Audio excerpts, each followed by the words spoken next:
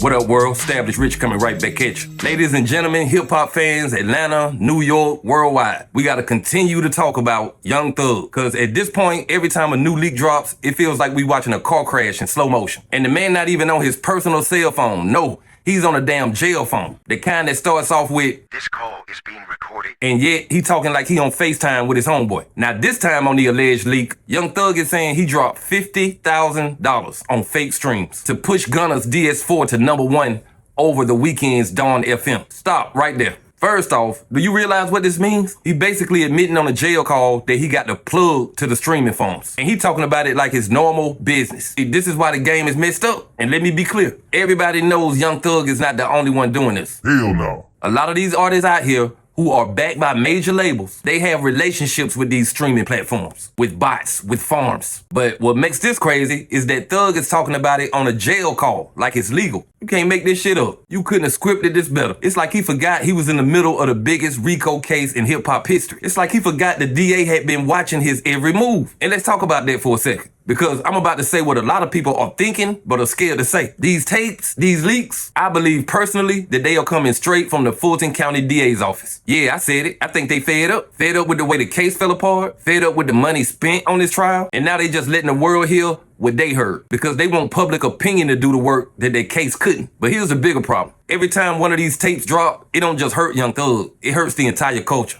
Why? Because now the world looking at hip-hop like, damn, so y'all paying for streams? Y'all lying about numbers? Y'all not just snitching on each other, y'all snitching on the whole industry. Man, I did a 5-album deal with him. I'm so 1,000, I took his 5-album deal down to a 3-album deal. But he put out 1 album already, so when we renegotiated and did the deal, it was just 2 albums, plus the one he had just put out. So he had a 5-album deal and I had a chance to exercise another album. That was the deal. I took that shit down to 2 albums. So he like, damn, bro, 1,000. And the only reason why I did it was because I was in a label deal and I didn't want him to be tied to my label deal, because I'm like, they ain't doing what's right by me, so I'm spending more money than them. They ain't doing what's right, so I don't even want you tied to this label deal shit to the point where they can be eating off of your income. Like, this shit just straight yours, nigga. Like, I don't even want your income, and you signed to me. I'm entitled to 50% of all income for you. I ain't never took $1 in my entire life of living from him. Never, ever, ever. You know, shit like that. But I done seen him start a label. And I'm like, shit, you might as well sign your label to YSL and run it like that. I heard about him having talks with other people, trying to do other shit. You know, when he did his 2-album deal with me, Cash called me one day like, hey, what the hell going on with Gunna? Who's speaking for him? I'm like, why? I'm like, oh, I'm there. You know, he trying to get signed right here with Weeknd signed it. And he demanded he want, $20 million. Whoa. So I already done told him, like, whatever you want, just say it. I'm going to give you the money, whatever you want. Just on some we brother shit. Like, nigga, I know you can't go nowhere in this world and get no $20 million check from no label. You're not doing numbers like that. You all right, but you ain't doing that like that. You know? Like, the #1 album you just had right now, I paid for you to have a #1 album. You didn't, you know what I'm saying, honestly earn a #1 album over the weekend, my boy. I paid for that shit. I never said that to him. I never told him that, cause we just got the plug on that. Like, you never earned a #1 album. I spent $50 extra grand buying motherfucking streams, $50,000 buying streams for you to be weak. Like, and Cash know the same plug, so Cash could have did the same thing. But Cash like, let it go. Cash just like stand down, like, man, let the nigga on the win. I ain't standing shit. Snap down like a player. But he did a little deal. He got some little signs for a little nigga from his hood, whatever. Did the same shit, but he did a deal where he took their money. So these niggas, some young niggas too. These niggas like 17, 18, like real kids, baby. The oldest one of them probably be 18. The oldest one, no, probably about 20. The oldest one probably be 20. It's like 5 of them. They probably like 16 to 20. Man, these niggas ain't got no song. These niggas ain't popping. Nobody in Atlanta ain't heard of them. They done did like 3-4 shows in the city in 2-3 years. Like these niggas done had 3-4 shows, and they shows be like goddamn $5,000.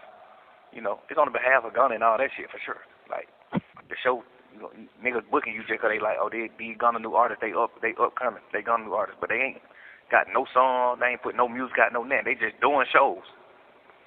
So these niggas like, man, we got a show coming up in about goddamn 3 weeks. We got a show coming up in 3 weeks.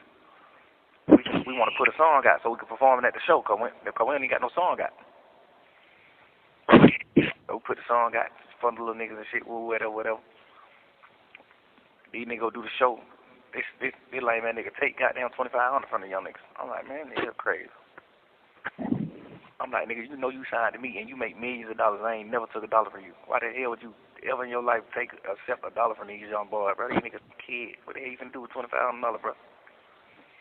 Like, you finna make 5 young niggas split $2,500? You supposed to let all them get $1,000 piece, bro. What the hell is wrong with you? $2,500 ain't finna do nothing in the world for you, boy. He like, well, that's a deal they got. I'm like, boy, hell, got your mind fucked up, boy. You losing your sanity. Like, but that hoe got your mind fucked up.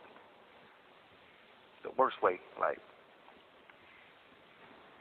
at this point, nigga, I just gave you $20 million. I just gave you a $15 million check. Ain't no way in the hell you spend no $2,500 from these young nigga, bro. These niggas got 4 shows. Ain't no way in the hell you spend no $2,500. Man, like, it be that type of shit that make you just be like, oh, nah. And then the shit was like, he was through with his deal with me, and he ain't say nothing to me. He's sitting around me every day just chilling, kicking the brother shit, but going behind my back, trying to talk to other companies about signing. And I already done told him, like, whatever you want, just say it. Whatever you want. Before I even heard about him talking to companies or anything, I like, shit, hey, you know your deal, look. He like, hell yeah. I'm like, shit, what you want? He like, I'm trying to really see now what I want. He like, you know, I ain't really trying to hit you like that, big brother. Just really whatever. I ain't on that one. I'm like, man, right, whatever you want, text it to me. If you don't want to just talk like a man, just text it. He like, all right. Never text nothing. I get a phone call from Cash saying he talking to labels. I'm like, oh, okay, so you want to sign with labels. I'm like, all right, let it go. Cash like, hell no, he got to sign with you. Like, you done created it, nigga. He got to sign with you. He got to re-sign with you. Finna give him the same money that anybody finna give him. I'm like, hell no, just let him go. So I guess can you explain something to me?